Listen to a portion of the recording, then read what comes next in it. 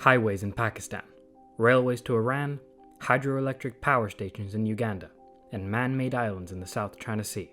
These are but a few examples of infrastructure projects that China has been investing in, all in order to become the world's next major superpower and take control of global trade. China over the past 7 years has been working tirelessly at this, with two major plans: the Belt and Road Initiative and the militaristic exploits in the Spratly Islands. But can China really pull this off and become the world's next major superpower? Let's find out.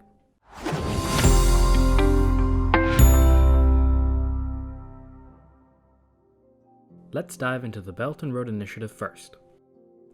While the US for the past 4 years has been turning more inward and isolationist, China has taken this opportunity to expand its influence over 3 continents and influencing over 60% of the world's population.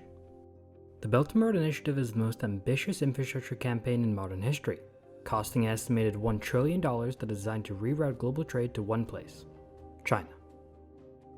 If China succeeds in doing so, they will be well on their way to becoming the world's next major superpower. The BRI consists of 2 plans. One is the Maritime Silk Road, a string of seaports which will redirect maritime trade directly to China, and will take place from the South China Sea to the Indian Ocean all the way through to the Suez Canal. The second is their economic belt, which is comprised of 6 land-based corridors that will also redirect trade to and from China. The economic belt will consist of power plants, roads, bridges, gas pipelines, and railways, all in order to get as much trade in and out of China. Examples of these projects include a railroad connecting London to China, pipelines pumping gas from the Caspian Sea to Asia, and the Korygos Gateway railway system in Kazakhstan.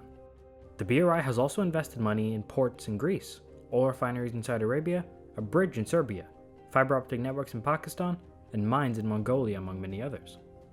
So far, 138 countries as of March 2020 have joined the Belt and Road Initiative, and the number of countries joining is only growing because of the economic benefit for all countries involved.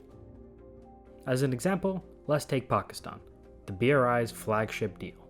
In 2016, Pakistan ranked 173rd globally for GDP per capita, and the country was plagued with corruption, ranking 117th for government transparency in the world. That made Pakistan a very poor destination for foreign investors to do business, until China intervened. In 2001, China made a deal with Pakistan to build a port in Gwadar, a small fishing town on its southern border.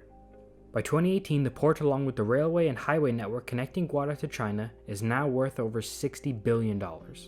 This is where the Maritime Silk Road meets the economic belt, and this agreement seemed to benefit both countries, as Pakistan's GDP saw its largest growth from 2015 to 2016 in more than 8 years. Deals such as these helped the Chinese economy massively, and Chinese infrastructure companies had a lot more opportunities internationally to make money. This has had major effect on the global construction business, making 7 out of the top 10 construction firms in the world Chinese. A major reason for this is that China sends their own workers on these BRI projects in foreign countries to work on the infrastructure campaigns. This is one of their only demands, in comparison with Western construction companies that have to reach certain ethical guidelines to proceed with the project. China, however, just sends their own workers, or offers billions in loans to these countries to complete the projects. These projects include a port in Djibouti and a bridge in Belgrade, Serbia. This complete disregard for ethical standards has been very popular among more authoritarian leaders in the region, such as Lukashenko of Belarus, Mohammed bin Salman of Saudi Arabia, Erdogan of Turkey, and Rodrigo Duterte of the Philippines. China has also been seen to make deals with countries actively involved in conflicts, such as Yemen, Iraq, and Ukraine, to name a few. Many experts have stated that the BRI is a risky plan because of China's willingness to give loans to these unreliable countries who may never pay them back. China knows this, however, and they've been using it to their advantage. Pakistan by 2015 knew that they couldn't repay China for their new port in Gwadar, so they leased it to China for 43 years as an alternative form of payment, while giving them total control and access to it until 2059. China has done similar deals in Sri Lanka and opened their own full military naval base in Djibouti. This has been called the String of Pearls theory. It lays out how China is planning on creating a string of naval bases in the Indian Ocean and South China Sea, which will allow it to house ships and protect shipping routes in the area. So while China may not be making its money back, it's setting up international military bases all across Asia and Africa, gaining major military advantages in the region. China has been focusing on issues closer to their shores as well, however, in the South China Sea to be exact. They've been creating man-made islands in the sea to increase their claim to it, and to establish a larger military presence in the area while totally disregarding international law. The South China Sea has been cut up according to the UN Law of the Sea Agreement, which states that each country's border extends 200 nautical miles off their shores, an area called the Exclusive Economic Zone. The treaty states that all countries have exclusive rights to trade in the area, and sovereign rights for the purpose of exploring and exploiting, conserving and managing the natural resources in the region.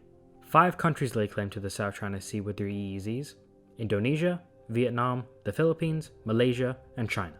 Any area of the sea that isn't part of an EEZ is regarded as international waters and is protected under UN maritime law. This means that all countries surrounding the international water share it equally between them. All countries except one: China. China instead follows a border they created called the 9-dash line. It's called the 9-dash line because of the number of lines on the map that China drew during its creation. It was put into place shortly after the Second World War when Japan, who previously dominated the region, collapsed and lost control of the sea. China immediately swooped in and took control of it, and drew the 9-dash line claiming it was theirs. The line encompasses 90% of the entire sea, and when the law that stated each country only had claim to 200 nautical miles beyond their borders by the UN in 1973, China ignored the treaty and stuck to its own line.